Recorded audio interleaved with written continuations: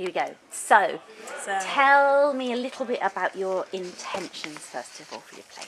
okay, my intentions. I wanted to explore Irish culture and some of their traditions like hurling, how it's quite barren and it's not very city-like. Like there's a lot of greenery, it's very pastoral.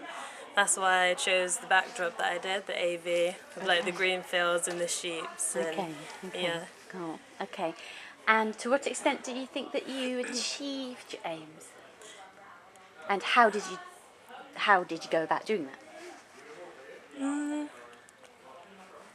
I think I achieved them. I mean, obviously the background looked very Irish. They didn't have the Irish accents, but that was because we didn't want to stereotype. Everyone can't do Irish accents, and then if you try, then it could get really offensive. So we didn't include that. But then I think that was a nice touch because it just showed that everyone's the same, and we don't need to put on accents to understand this an Irish play. Like everyone still understood there was an Irish play, and they still got like the different culture, and that's what I like. Okay, and in terms of your particular piece, My particular piece. how did you go about achieving what you wanted to achieve with that? I used a lot of physical theatre.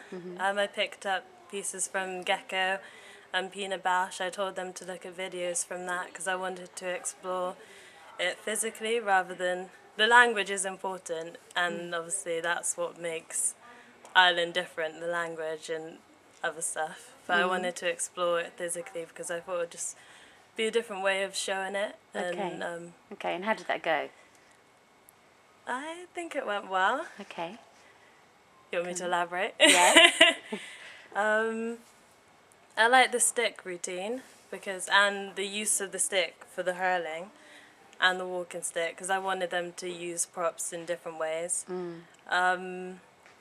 I think it created a nice shadow in the background because John stood on a box when he whacked it, so you could see the shadow. If you had more time, what would you do? If I had more time, I'd definitely, because I did so many exercises and I wasn't monitoring my time properly.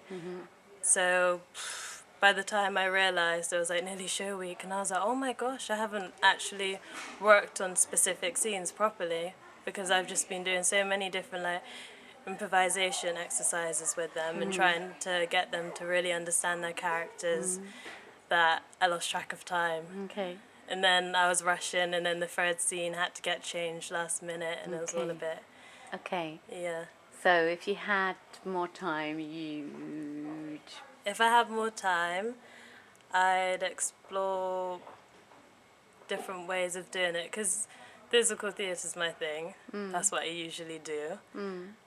Rather than just sticking to the usual, I would have tried maybe to explore the language more and the dialogue, using more props. Okay. Because I wanted it to be quite simplistic. But then when we put that on stage, and then I saw it compared to everyone else's, I was like, it's a little bit dry. It needs a little bit of something extra. Okay. Yeah, because I was trying to get that whole gecko effect. I know they use like one prop, and it's amazing. But yeah, I think if I used more props and maybe more sound effects too. Okay. Okay. So Yeah. what have you learned about directing?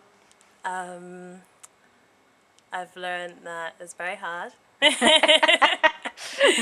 Yeah. It's quite difficult, especially when you're a student and you're teaching other students, because it's like, are they going to listen to me? Like, I'm not a teacher. Do I have that authority? But then they were really like good, and they did take direction really well. And you just need to be nice to them, listen to their ideas, just be polite, and yeah, you also need to be strict though as well. Like if they're not paying attention, then you need to be like, okay guys, it's time to crack on with it. Okay. So we've got a show to do. Yeah. But you just need to be diplomatic about it. Okay. It's interesting. Okay. Yeah. Cool. All right.